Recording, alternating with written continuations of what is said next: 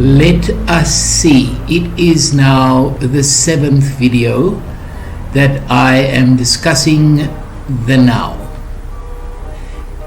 As you will notice, or as you have noticed, most of the information comes from Eckhart Tolle, who is the world-renowned expert on now. Therefore, I use a lot of his information, not because I think I'm better, but because I think he's the best, and I want you, as my clients, to have the best. Firstly then, we have to watch the thinker, and that will remain the main thing that you could do. If you could watch the thinker, just watch. Don't get involved. Don't get caught up in mind games with the mind. You're not going to win. You cannot beat the mind. It will run circles around you. So what we have to do is we just have to learn to watch. Direct the focus of my attention into the now. Become intensely conscious of the present moment.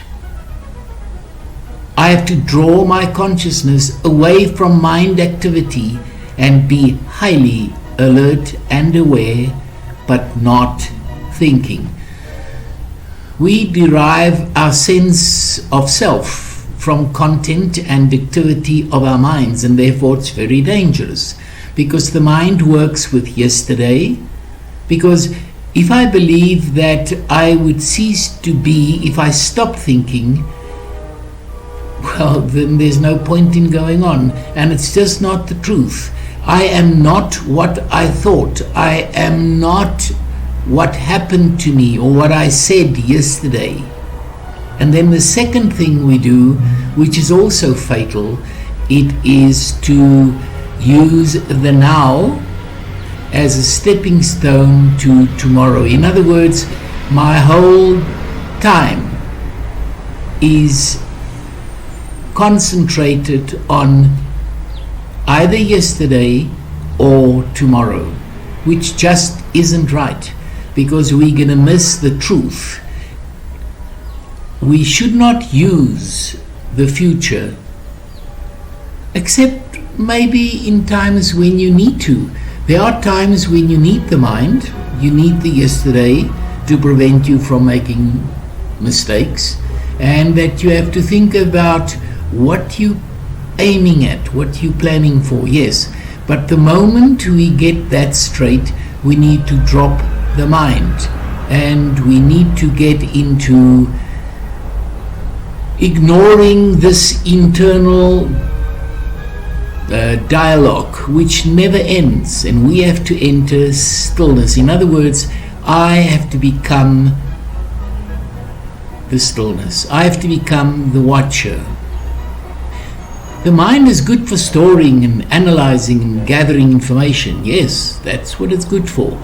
But, and this is the problem, is that there is no creativity in the mind actions. It's just a lot of noise,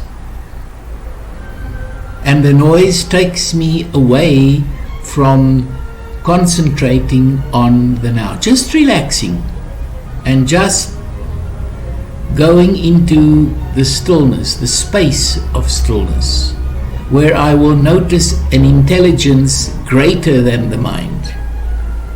Of course, there is another problem, and that is our emotions. But the emotions are only a reflection of my mind in the body.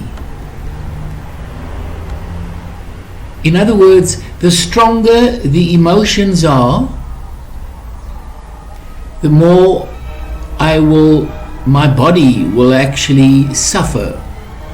The stronger the unconscious emotional pattern will manifest in external events that appears just to happen to me, or illnesses or anything like that. I draw that to me by my mind, and I have to really know what my mind says. I don't have to do it. I have to be very careful, very specific, that I am not conned by my mind, by my thoughts.